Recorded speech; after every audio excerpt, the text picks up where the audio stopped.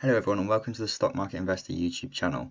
So I've been away for a little while now, sorry about that. I've been away for a couple of weeks, but I'm back now, back to doing the weekly videos that you expect.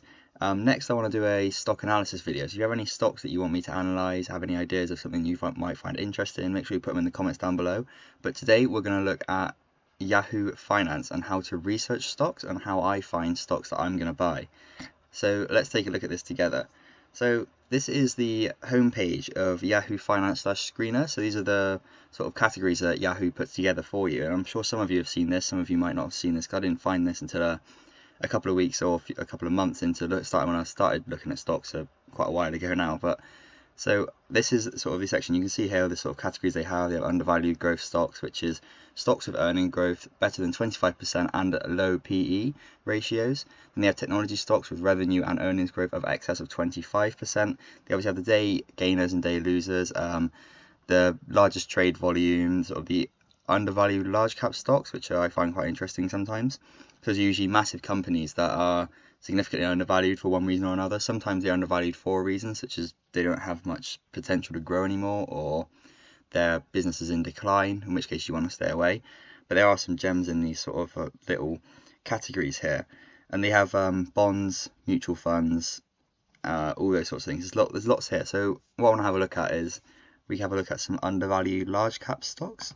So if we click that one, you can see here it has big companies, Ford Motor Company, Morgan Stanley, Micron Technology, which has a very low PE, but I've just done an analysis video on that, so if you want to check out Micron, I'll have a link up in the top corner for you. It also has stocks such as General Motors, but what you'll notice on these is they are all big market cap companies, obviously hence the large cap size, but the PE is also quite low. So General Motors here has a PE of 7.23, which is really low for a massive company like that. So you also have sort of things like Charles Schwab, which is 18.82, which isn't low, but it's not high. That's an acceptable PE ratio, I'd say. So have a look on the next page. We have lots of companies here. So you have companies from all around the world as well. It's not just American stocks. You have a UK stock here, Lloyds Bank. You have Barclays here. Barclays has a very high PE though of 79.11. I'm not sure if that's 100% accurate or not. I assume it is. On Yahoo Finance, I usually take what they say is fairly accurate, but it does seem quite high for Barclays.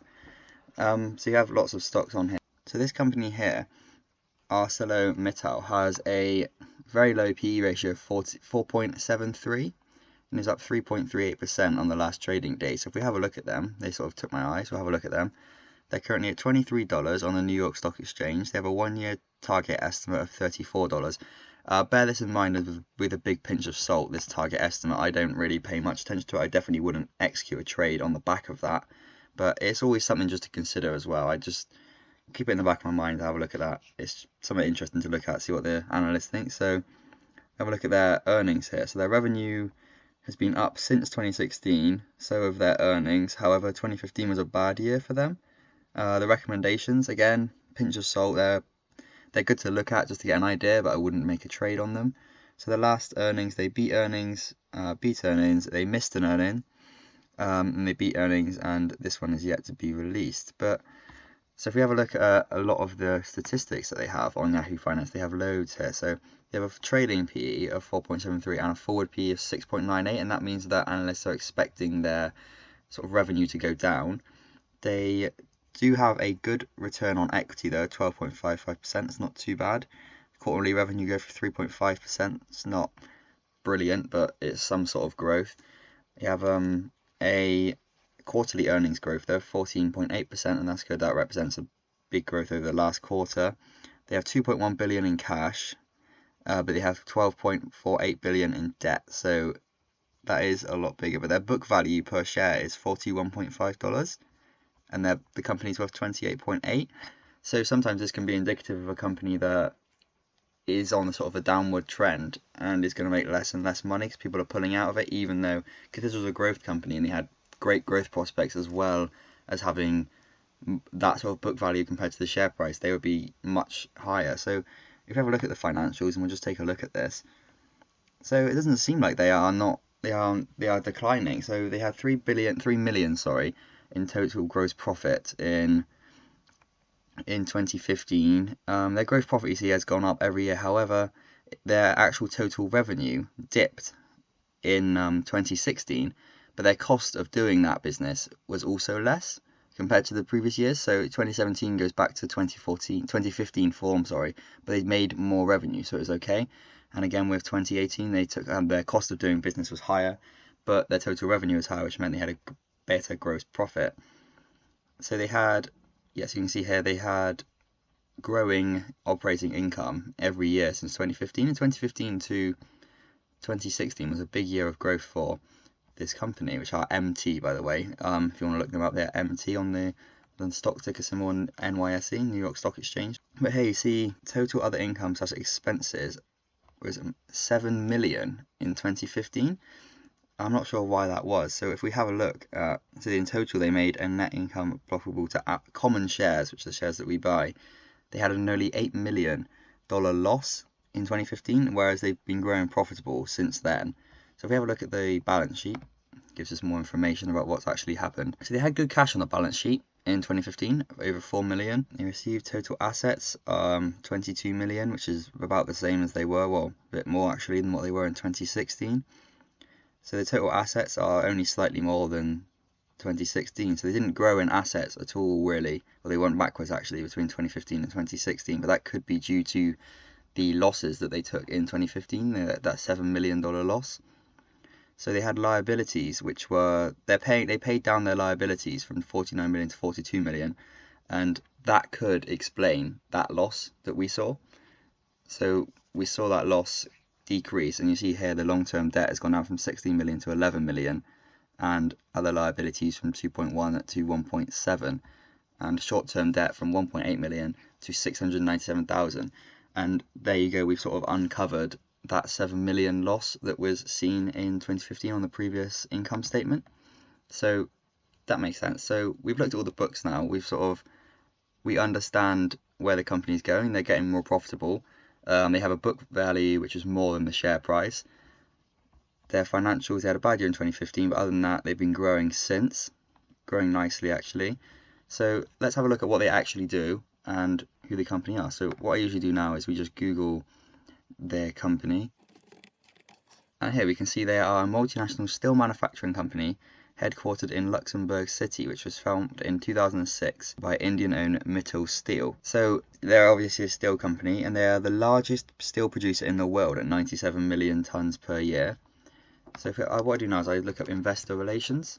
The companies usually have great investor relations on their websites to sort of draw investors in, and like those sorts of things. You have to have these releases when you are a big company like this.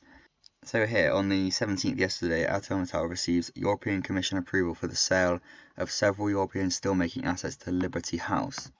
So they are anticipating selling to the Liberty House Group. So if we look at who are they, the assets form a divestment package the company agreed to with the European Commission during its merger control investigation.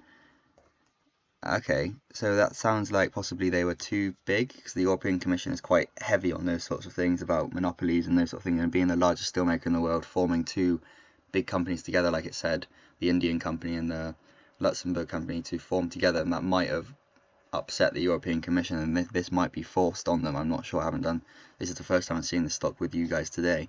So if we have a look at the Liberty House Group, industrial and metals company founded in the United Kingdom by industrialist Sanjeev Gupta. It is headquartered in Mayfair, London, has global hubs in Dubai and Singapore. And here it says the EU approves the sale. It was a condition set by the Commission for its acquisition of Italian steelmaker Miva. Okay, so ArcelorMittal, our company we were looking at on Yahoo Finance, wants to buy an Italian steelmaker, but the European Commission have said they can only buy this Italian steelmaker if they sell this part of the company to the Liberty House Group. So yeah, it was like I said, I thought it was going to be something like that the European Commission were forcing that on them. So it means they obviously must think that this Italian steelmaker is worth selling for. And they own Taranto Steelworks in southern Italy, which has Europe's largest steel output. From March 2017, ArcelorMittal were trying to buy it. That's the company we're looking at. We were bidder over the Jade SW Steel after it was able to pledge production increase and guarantee employment levels.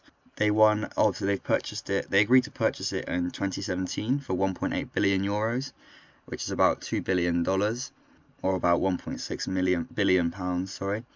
And they've also pledged to invest 2.4 billion euros until 2023. So that sale was obviously approved quite a while ago. However, they are now just getting around to selling this Liberty House asset, so that may improve the balance sheet this year if they're selling those to Liberty House. And they purchased those in 2017. It looks like they agreed to purchase them in 2017. So now what I like to do is go on to Google Finance and do this. So there we go. We can see our steel company come up there at the top. So now we look at them, and you obviously get the chart and the PE ratio, the dividend yield, all those sorts of things that you always get with Google Yahoo Finance. But with Google Finance, it also brings up all of the sort of market news for you. These aren't actually particularly relevant today, which is a shame, because sometimes this is a fantastic tool and brings up great news articles and those sorts of things about MT. So here we have one website. So I hope this video was helpful for you. I hope you learned something possibly in this video. I hope you just saw my process of going through stocks, seeing what I buy, what I look for when I'm buying a stock, sort of this is sort of a mini analysis. I'd usually do a lot longer than this, but I thought I'd keep the video short. It usually is sort of a 2-day operation to analyse the stock fully and make my decision about it. I don't rush into anything. I usually wait. If I miss an opportunity, I miss an opportunity. There's always another one. So yeah, that's something I'd say to you guys as well, is don't ever rush into something on the fear that it might move. If it moves, it moves. I was going to buy EasyJet on the 11th of April, but I missed out on it. I had an 8% growth day and then a couple more percent after that. So what I'm saying is I missed the boat, but I'm not too bothered about it, because there's always going to be more. Like, it could come back down and you might get a better deal than you would have then. So just don't rush into anything. Take your time. It's better to do your due diligence properly, not end up in a stock that's just going to crash into the floor and lose all your money. So I hope you guys enjoyed this video. If you did, make sure you like the video, subscribe, and let me know what stock you want me to analyse next, and I'll do a proper stock analysis video. Just give me some ideas down in the comments, or even just an industry you want me to pick a stock from, anything like that. Let me know. I'll be sure to do that for you guys as soon as I can. Thank you for watching. It's good to be back, and I'll see you in the next one.